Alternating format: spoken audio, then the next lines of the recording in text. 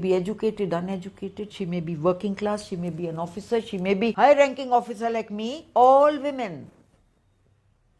Nobody is immune, and it happens every day. In 1988, I was serving as Special Secretary Finance. I had about 20,000 people under me. 90% were men. There was a dinner party hosted by the Home Secretary, and Mr. KPS Gill, who was the Director General of Police, was also there. He called out to me and he said, "Mrs. Bajaj, I want to talk to you about something." He got up and he came and stood in front of me, towering above me. He put the finger in my face like that and he said, "Up, come on, up, come along with me. Come on, you come along with me." So I said, "Mr. Gill, go away from here. You're misbehaving." And I got out from the gap in between him and me, and when I was going, that is the time when he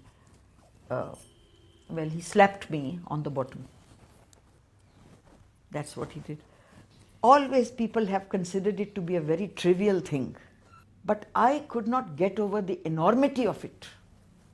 Letting it go meant living with a lowered self-esteem, gulping down my humiliation, facing that person every day, facing all the other people.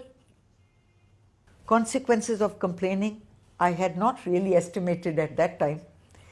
Nobody was willing to take up the case for me because they were so frightened of the DGP. He was the highest ranking police officer with all the powers of life and death. No one wanted to do anything against him. And I found that no one had ever filed in section 509 and 354, which is the lesser offences against the modesty of women. 17 years, long years of my life, all of it was taken up by this one case. The lower courts had quashed the case, they had thrown it out. The case reached the Supreme Court, and it was the Supreme Court which called for all the records, reinstated the matter, and also laid down, they gave the definition of modesty.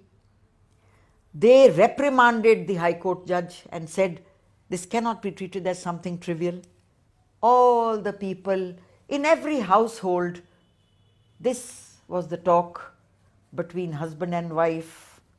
The limelight was not on KPS Gill. The entire focus was on me. Why have I registered a case? Must be something wrong with me. I attended the proceedings of the trial throughout along with my husband. But on the day the verdict came, I specially requested, I said, I don't want to go there. KPS Gill was expecting to win, so they had the police band there. And then my husband's driver rang up and said, "Madam, he has been convicted on both counts." It's the mindset I fought against. I never fought against KPS Gill. I fought against the mindset of a society. People have started saying now offences against women are increasing. They are increasing. No. Now more women are speaking up.